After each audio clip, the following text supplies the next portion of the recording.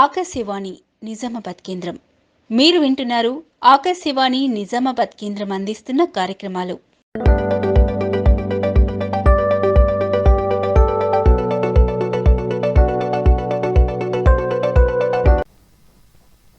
శ్రోతలకు నమస్కారం. ప్రతి సంవత్సరం ఫిబ్రవరి 4న ప్రపంచ క్యాన్సర్ దినోత్సవంగా జరుపుకుంటున్నాం. ప్రపంచ క్యాన్సర్ దినోత్సవం జరుపుకోవడానికి ముఖ్య కారణం ప్రజల్లో క్యాన్సర్ పట్ల అవగాహన కల్పించడం, అప్రమత్తంతో వ్యవహరించడం. క్యాన్సర్ అనగానే ప్రతి ఒక్కరూ ఆందోళనకు గురవుతూ భయపడుతూ క్యాన్సర్ కంటే ఎక్కువగా ఆ భయంతోటే మరణిస్తున్నారు. కానీ క్యాన్సర్ని ముందస్తు గుర్తింపుతో సరైన జాగ్రత్తలతో మనం జయించవచ్చని ఎంతోమంది పేషెంట్లు నిరూపించారు. ఈ క్యాన్సర్ పట్ల సరైన అవగాహన కల్పించడానికి, వీటికి సంబంధించిన ట్రీట్మెంట్లు, అలాగే నివారణ చర్యల కోసం మనకు అవగాహన కల్పించడానికి ఈరోజు మనతో పాటు ఉన్నారు ప్రముఖ oncologist doctor M Chaitanya Kumar గారు. వారిని అడిగి మరిన్ని విషయాలు తెలుసుకుందాం. నమస్కారం అండి డాక్టర్ చైతన్య కుమార్ గారు. శ్రోతలందరికీ నమస్కారం. సార్, ముఖ్యంగా అసలు క్యాన్సర్ కణాలంటే ఏంటి? ఇవి శరీరంలో ఎక్కడెక్కడ ఉంటాయి? క్యాన్సర్ కణాలు ఒక్క చోట ఉంటాయి అని లేదు. ఏ కణమైనా కానీ క్యాన్సర్ కణం కిందికి కన్వర్ట్ అవ్వచ్చు, మార్పు చెందొచ్చు. దీన్ని మనము జన్యులోపం అంటాము, మ్యుటేషన్స్ అని అంటాము. ఎప్పుడైతే మన సెల్స్ డివైడ్ అయ్యేటప్పుడు లోపల ఒక న్యూక్లియస్ ఉంటుంది. న్యూక్లియస్లో ఉన్న డిఎన్ఏ ఏదైనా చెడితే దాన్ని మ్యుటేటెడ్ సెల్ అంటాము. సో అలా మ్యుటేషన్స్ ప్రతి ఒక్కరిలో జరుగుతూనే ఉంటాయి. అలా మ్యుటేటెడ్ సెల్ని మన బాడీ సెక్యూరిటీ సిస్టమ్ ద్వారా డిలీట్ చేసేస్తుంది. అప్పుడప్పుడు లక్షలో ఒకసారో లేకపోతే కోట్లో ఒకసారో అలాంటి మ్యుటేషన్ అయిన సెల్, జన్యులోపం ఉన్న కణం ఆ సెక్యూరిటీ సిస్టమ్ నుండి బయటికి వస్తుంది. అది తన ఇష్టానుసారంగా డివైడ్ అవుతుంది. నేను ఒక్కసారి ఎందుకు డివైడ్ అవ్వాలి, నేను 1000 సార్లు డివైడ్ అవుతా అని చెప్పి అది ఒక గడ్డలాగా, ఒక కంతిలాగా ఫామ్ అవుతుంది. దాన్నే క్యాన్సర్ అంటాము. సో మన శరీరంలో ఉన్న ఏ కణమైనా కానీ క్యాన్సర్ కిందికి వృత్తి చెందవచ్చు. అయితే డాక్టర్ గారు, మీరన్నట్టు శరీరంలోని కణాలే క్యాన్సర్గా మారితే, అంటే బయట నుంచి వచ్చే బ్యాక్టీరియా కానీ వైరస్ కానీ ఏ ఇతర పదార్థాల వల్ల ఈ క్యాన్సర్ కణాలు ఏర్పడకుండా మన సొంత శరీరం నుంచే కణాలు క్యాన్సర్ కణాలుగా మారుతాయంటారు. సో బయట నుండి వచ్చే కణాలు మన కణాలని ప్రేరేపింప చేస్తాయి క్యాన్సర్ కిందికి మారడానికి, మ్యుటేషన్ జరపడానికి. ఇప్పుడు కొత్తగా మనం మాట్లాడుకుంటున్నాం కదా, ఇంతకుముందు ఏంటంటే మాటికి స్మోకింగ్, ఆల్కహాల్ దాని గురించి ఎక్కువగా చెప్తుండే క్యాన్సర్ రిలేటెడ్ దాంట్లో. ఇప్పుడు ఇంపార్టెంట్ థింగ్ ఏంటంటే junk food, artificial food, readymade masalas, artificial colouring agents, ఇవన్నిటి వల్ల ఏంటంటే ఇవి బయట నుండి వచ్చే పదార్థాలే మన శరీరంలోకి ఎంటర్ అయ్యాక మన కణాలని మ్యుటేట్ చేసి దాన్ని క్యాన్సర్ కిందికి కన్వర్ట్ చేయడానికి ప్రయత్నం చేస్తుంటాయి. అయితే శరీరంలో ఏ ఏ భాగాలకి క్యాన్సర్ వచ్చే అవకాశం ఉంది? ముఖ్యంగా క్యాన్సర్ ముఖ్యంగా అనంటే మగవాళ్ళలో నోటి క్యాన్సర్ ఎక్కువగా వస్తుంది, ఊపిరితిత్తుల క్యాన్సర్ ఎక్కువ వస్తుంది. దాని తర్వాత జీర్ణ వ్యవస్థకు సంబంధించిన క్యాన్సర్లు ఈ మధ్య ఎక్కువ వస్తున్నాయి. అన్నవాహిక, కడుపు క్యాన్సర్, పెద్ద పేగు క్యాన్సర్, ప్యాంక్రియాస్ క్యాన్సర్, ఇవన్నీ ఎక్కువగా వస్తున్నాయి. మగవారిలో క్యాన్సర్స్ ఎక్కువగా అడిక్షన్ రిలేటెడ్ అంటాము. అంటే మన ఇండియాలో తంబాకు నమలడం కానీ, బీడీలు తాగడం కానీ, సిగరెట్లు తాగడం కానీ ఎక్కువ కాబట్టి నోటి క్యాన్సర్, ఊపిరితిత్తుల క్యాన్సర్ ఎక్కువగా ఉంటుంది. అదే ఆడవాళ్ళలో చూస్తే రొమ్ము క్యాన్సర్, గర్భాశయపు క్యాన్సర్, అండాశయపు క్యాన్సర్, ఊపిరితిత్తుల క్యాన్సర్, ఇవి ముఖ్యంగా కనబడుతుంటాయి. మీరు ఇప్పుడు చెప్పినట్టు క్యాన్సర్ అనేది బయటి పదార్థాల వల్ల కావచ్చు, లేకపోతే మ్యూటేషన్ వల్ల కావచ్చు. ఇలా వచ్చే క్యాన్సర్ జన్యుపరంగా ఎంత శాతం వరకు ఇతరులకు వచ్చే అవకాశం ఉంది, అంటే వాళ్ళ ఫ్యామిలీలో?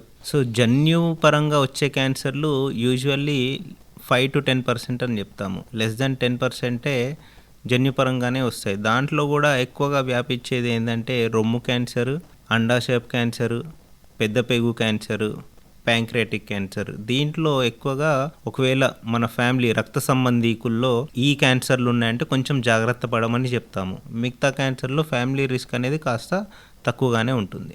ఒకప్పుడు క్యాన్సర్ అంటే ఒక 50 నుంచి 60 ఏళ్ల పైన వ్యక్తులకు మాత్రమే క్యాన్సర్ వచ్చేది. ఎక్కువ మంది పేషెంట్లు కూడా ఆ వయసు వాళ్ళనే చూసాం. కానీ ఇప్పుడు చూస్తే చిన్నపిల్లల దగ్గర నుంచి నడి వయస్కులు, అంటే 20 to 35 years ఏజ్లో ఉన్న వాళ్ళకు కూడా క్యాన్సర్ వస్తుంది. దీనికి ముఖ్య కారణం ఏమంటారు? ఇది ఒక చాలా మంచి ప్రశ్న, అందరిలో అవగాహన తీసుకురావాల్సిన ప్రశ్న గురించి చెప్పారు. ఇది చూస్తుంటే బాధేస్తుంది. అంటే ఈ మధ్య ఆ మీడియన్ ఏజ్ అంట, మీరు చెప్పారు కదా 50 నుండి 60 వరకు ముందు ఉండేది, ఇప్పుడు కిందికి వచ్చేసి దాన్ని మనము మీడియన్ ఏజ్ అంటాం. అది తగ్గిపోతూ వస్తుంది. ఎందుకు అంటే మనం ఏం తింటున్నామో మనకే తెలియదు, డైట్ పై మనకు కంట్రోల్ లేదు, మునుపటి కాలంలో ఎప్పుడో ఒకసారి బయట డిన్నర్ వెళ్ళి చేసేవాళ్ళం, ఎప్పుడో ఒకసారి బయట తిండి ఉండేది. ఎక్కువ శాతం ఇంటి తిండే తినేవాళ్ళము, నాన్ జంక్ ఫుడ్డే తినేవాళ్ళము. ఇప్పుడు జంక్ ఫుడ్ యాక్సెస్ అనేది చాలా ఈజీ అయిపోయింది. స్విగ్గీ కానీ జొమాటో కానీ ప్రతిదీ ఆన్లైన్ వల్ల ఈజీ అయిపోయింది. దాంట్లో ఉండే ఆహార పదార్థాలు ఏవి ఫ్రెష్వి కాదు, కొన్ని ఫ్రోజన్ ఫుడ్స్ ఉంటాయి, అప్పటిదప్పుడు వండింది ఉండదు. సో ఇవన్నిటి వల్ల కొంచెం రిస్క్ అనేది పెరుగుతుంది. అదే కాకుండా ఇంతకుముందు ఫ్రెష్ ఫ్రూట్స్ అండ్ వెజిటేబుల్స్ ఎక్కువ ఉండేవి, అంటే కాయగూరలు పళ్ళు కొంచెం ఎక్కువగానే తినేవాళ్ళం. ఇప్పుడు ఈ ఆన్లైన్ ఆర్డర్స్ ఇవన్నీ రావడం వల్ల మాంసాహారం కొంచెం ఎక్కువైపోతుంది, శాకాహారం తగ్గుతుంది. సో శాకాహారం ఎప్పటికైనా మన డైట్లో ఎక్కువగా ఉండేటట్టే చూసుకోవాలి. ఎప్పుడో వారానికి ఒకసారి అలా నాన్ వెజ్ తినాలి. దాంట్లో కూడా వైట్ మీట్ అంటాము, చికెన్, ఫిష్ అలాంటిది మంచిది. ఎర్రగా కనబడే మాంసము ఎంత తక్కువ తింటే అంత మంచిది. మటన్ కానీ, బీఫ్ కానీ, పోర్క్ కానీ ఇవన్నీ ఎంత తక్కువ తింటే అంత మంచిది. డాక్టర్ గారు చాలా బాగా చెప్పారు. అయితే ఇప్పుడు మన అలవాట్లో భాగంగా నాన్ వెజ్ ముఖ్యంగా డీప్ ఫ్రై బాగా అలవాటైపోయింది. ఇంకొకటి కూడా నేను విన్నది ఏంటంటే మాడిన పదార్థాలు ఉంటాయి జనరల్గా డీప్ ఫ్రై అయిన తర్వాత కొన్ని, ఈవెన్ మనం రైస్ వండినప్పుడు కూడా అన్నం కింద అడుగున మాడితే కొంతమంది ఇంట్రెస్టింగ్గా తింటారు. అవి తింటే కూడా క్యాన్సర్ వస్తుందనేది విన్నాను. ఇది ఎంతవరకు నిజం? అది అంటే ఈ అన్నం మాడింది దాని గురించి లేదు, కానీ ఇప్పుడు మీరు చెప్పిన దాన్ని మనం స్మోక్డ్ ఫుడ్ అంటాము. స్మోక్డ్ ఫుడ్, సాల్టీ ఫుడ్, ఇదంతా ఆల్రెడీ జపనీస్ అండ్ చైనీస్లో కొన్ని రకాల క్యాన్సర్స్ ఎక్కువ వస్తున్నాయి. దానిపై రీసెర్చ్ చేస్తే తెలిసింది ఏంటంటే ఇలా ఏదైతే వీళ్ళు బాగా మార్చి బాగా డీప్ ఫ్రై చేసి తింటున్నారో దానివల్ల రిస్క్ ఫ్యాక్టర్ తప్పకుండా ఉంటుంది. మన సైడ్ కూడా నార్త్ ఈస్ట్ స్టేట్స్ ఉంటాయి కదా, అటువైపు కూడా కొన్ని క్యాన్సర్లు ఎక్కువగా వస్తున్నాయి ఇలాంటి డైట్ తీసుకోవడం వల్ల. సో ఎప్పుడో ఒకసారి, అంటే మన నాలుకకి రుచి చూపించాలి కాబట్టి ఎప్పుడో ఒకసారి తింటే పర్లేదు, కానీ దాన్ని మన రొటీన్లోకి తీసుకురాకూడదు. ప్లస్ అది తీసుకున్నా కానీ మిగతా శాకాహారపు డైట్కి త్వరగా షిఫ్ట్ అయిపోవడము, బాడీ ఎంతో కొంత వ్యాయామం చేయటము, ప్లస్ వాటర్ బాగా తాగడం, ఇవన్నీ చేస్తే దాన్ని మనం నల్లిఫై చేయగలుగుతాము. అయితే ఇప్పుడు క్యాన్సర్ వచ్చిన తర్వాత మనం ఏ స్టేజ్లో గుర్తిస్తే క్యాన్సర్ని త్వరగా నిర్మూలించగలం? ఒకవేళ అస్సలు నిర్మూలించలేని క్యాన్సర్స్ మనకి ఇప్పుడు ఉన్న అత్యధిక క్యాన్సర్లు ఏంటి? స్టేజ్ గురించి మాట్లాడితే ఫస్ట్ మనం ప్రివెన్షన్ గురించి మాట్లాడాలి. ప్రివెన్షన్ ఎందుకు అనంటే ఆ స్టేజ్ రకమైన క్యాన్సర్ రాకుండానే మనం చేయాలి. దానికి ముఖ్యంగా మనం మాట్లాడేది టీకాలు, హెచ్పివి టీకా, హెచ్బివి టీకా. అవి తీసుకుంటే క్యాన్సర్ రాకుండా ఉంటుంది. సెకండ్, డైలీ వ్యాయామం చేయడము, డైట్ మంచిగా మెయింటైన్ చేయడము. దాని తర్వాత మనం స్టేజ్ గురించి మాట్లాడుకుంటే అందరికీ తెలిసిన స్టేజ్ 1, స్టేజ్ 2, స్టేజ్ 3, స్టేజ్ 4. ఈరోజు మనం కొత్తగా తెలుసుకునే స్టేజ్ 0, ఇన్సిటు స్టేజ్ అంటాం, కార్సినోమా ఇన్సిటు.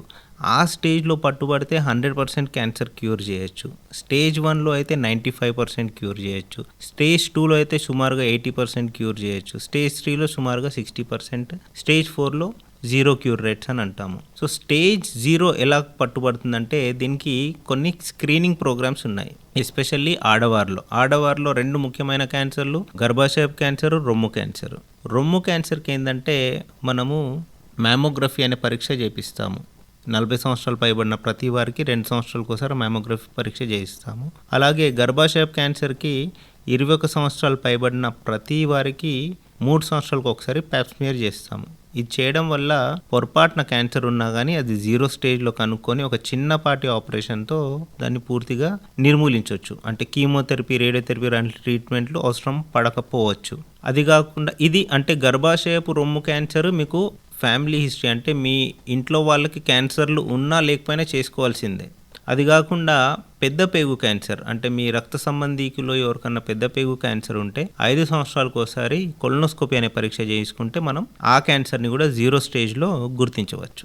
అక్కడ ఇప్పుడు స్టేజెస్ గురించి మనం మాట్లాడుకుంటున్నప్పుడు మీరు స్టేజ్ 0 నుంచి 4th వరకు చెప్పారు. అయితే మామూలుగా చాలా లక్షణాలు 0 దగ్గర కాకుండా స్టేజ్ 3 దగ్గర, 2 దగ్గర మాత్రమే బయటపడతాయని విన్నాం.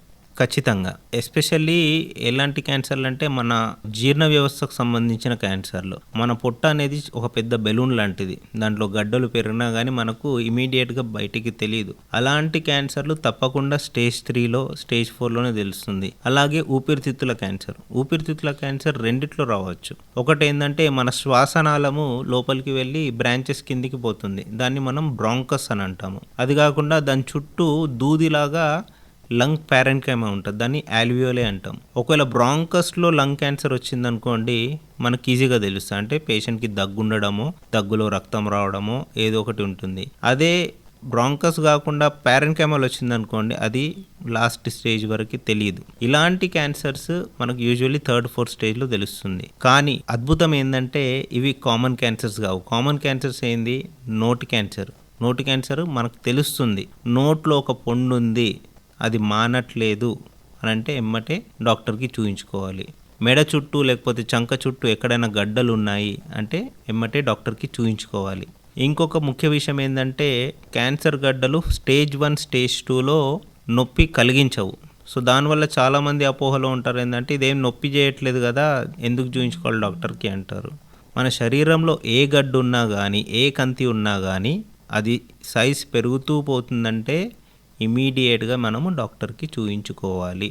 అది సైజ్ పెరగట్లేదు, ఒక గడ్డు ఉంది, అది అంతే సైజుతో ఉంది సంవత్సరాల తరబడి అంటే దానికి ఏం చేయాల్సిన అవసరం లేదు.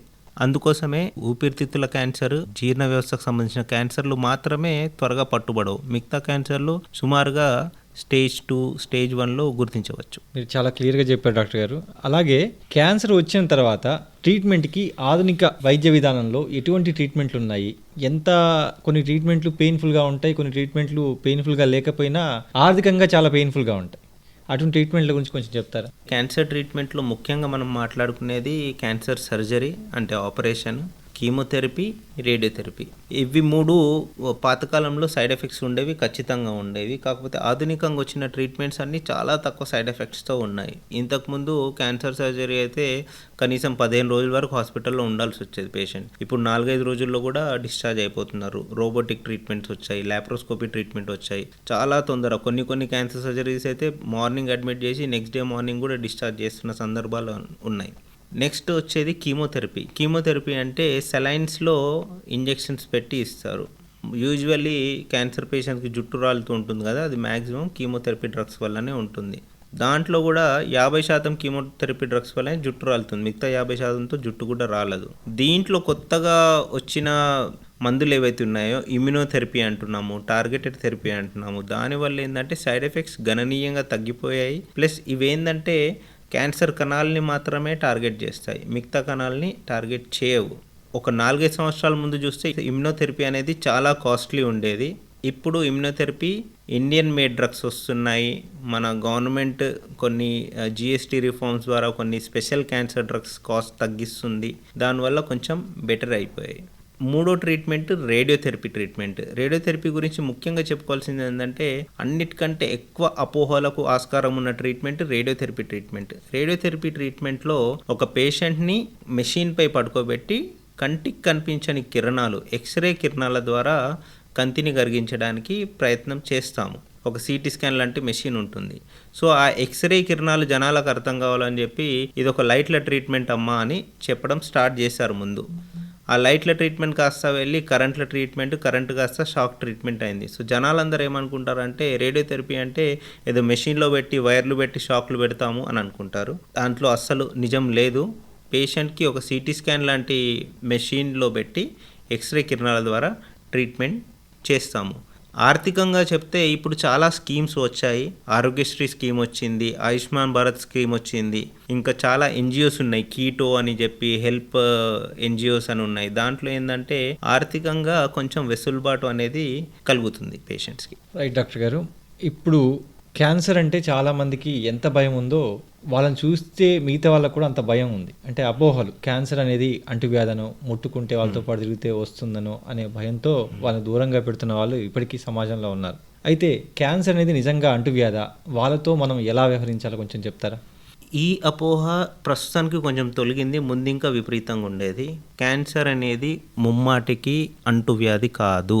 బీపీ ఎలానో, షుగర్ ఎలానో క్యాన్సర్ కూడా అలాంటిదే. ఇంకా చెప్పాలంటే క్యాన్సర్ గ్రహీత పేషెంట్లు ఎవరైతే ఉంటారో వాళ్ళు ఎమోషనల్లీ చాలా వీక్గా ఉంటారు, మానసికంగా కుంగిపోయి ఉంటారు. వాళ్ళకు మనం ఇంకా ఎక్కువ సపోర్ట్ ఇవ్వాలి. దానికి బదులుగా వాళ్ళ ప్లేట్లు, వాళ్ళకు వాడే సామాన్లన్నీ సెపరేట్ చేయడము, వాళ్ళకి సెపరేట్గా వండించడము, చిన్న పిల్లలకు దూరం. ఇది చాలామంది మా పేషెంట్స్ అడుగుతుంటారు, ఇంట్లో చిన్న పిల్లలు ఉన్నారండి, క్యాన్సర్ పేషెంట్ దగ్గరికి వెళ్ళొచ్చా?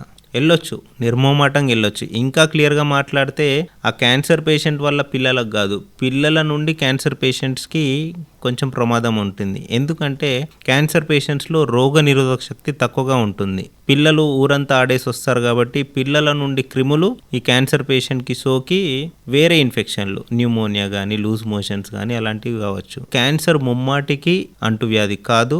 మామూలుగా మిగతా అందరు పేషెంట్స్తో ఎలా ఉంటామో వీళ్ళతో కూడా అలాగే ఉండవచ్చు. అయితే ప్రతి సంవత్సరం ఫిబ్రవరి 4th మనం ప్రపంచ క్యాన్సర్ దినోత్సవం జరుపుకుంటున్నాం కదా. మరి ఈ సంవత్సరం ప్రపంచ క్యాన్సర్ దినోత్సవానికి సంబంధించి ప్రత్యేకమైన థీమ్ ఏమైనా ఉందా? ఆ థీమ్ ఏంటిది? Feb 4th 2026 ఈ ఇయర్కి క్యాన్సర్ థీమ్ ఏంటంటే యునైటెడ్ బై యునిక్. దీంట్లో అద్భుతమైన 2 పదాల కలయిక చేశారు. యునైటెడ్ అంటే ఐక్యంగా, ఎవరు ఉండాలి ఐక్యంగా, అందరూ ఐక్యంగా ఉన్నాం. అంటే ఇందాక మనం డిస్కస్ చేసుకున్నట్టు రోగిని మనం పక్కన పెట్టట్లేదు, రోగితో పాటు అందరం ఉన్నాము. డాక్టర్ ఉన్నారు, నర్సింగ్ స్టాఫ్ ఉన్నారు, హాస్పిటల్ స్టాఫ్ ఉన్నారు, పేషెంట్ వాళ్ళ తల్లిదండ్రులు కానీ కొడుకులు కానీ పేషెంట్ ఫ్యామిలీ అంతా ఉంది, సొసైటీ కూడా ఉంది. ఇప్పుడు సొసైటీలో కూడా అవగాహన వచ్చి చాలామంది డొనేషన్ చేసి సపోర్ట్ చేస్తున్నారు. సో యునైటెడ్గా ఉండి ఐకమత్యంగా వాళ్ళకి సపోర్ట్ చేస్తున్నాము. యునీక్ అంటే ప్రత్యేకత, అంటే ప్రతి పేషెంట్ని ప్రత్యేకంగా చూడాలి. ఒక గుంపులో ట్రీట్మెంట్ చేసినట్టు అందరు పేషెంట్ రాగానే ఇతనికి ఈ బిమారి ఉంది కదా ఇతనికి ఈ మందులు పెట్టేసేయండి, ఇతనికి ఈ బిమారి కదా ఈ ట్రీట్మెంట్ చేపించేసేయండి అని కాకుండా మనం సమయం కొంచెం వెచ్చించాలి పేషెంట్పై. ఒక పేషెంట్ని ప్రత్యేకంగా చూసి తన ఫ్యాక్టర్స్ ఏంది, ఏమేం ఫ్యాక్టర్స్ ఉండొచ్చు, ఫైనాన్షియల్ ఆర్థికంగా ఏమేం ప్రాబ్లమ్స్ ఉన్నాయి, తనకి ఫ్యామిలీ పరంగా ఏమైనా ఛాలెంజెస్ ఉన్నాయా అది కనుక్కోవాలి. లాజిస్టిక్స్ అంటే మాటికి రాగలుగుతాడా ట్రీట్మెంట్కి, ఎమోషనల్గా ఎంత వీక్ ఉన్నాడు, అంటే ఎమోషనల్గా వీక్ ఉంటే ఫస్ట్ మోటివేట్ చేయాలి.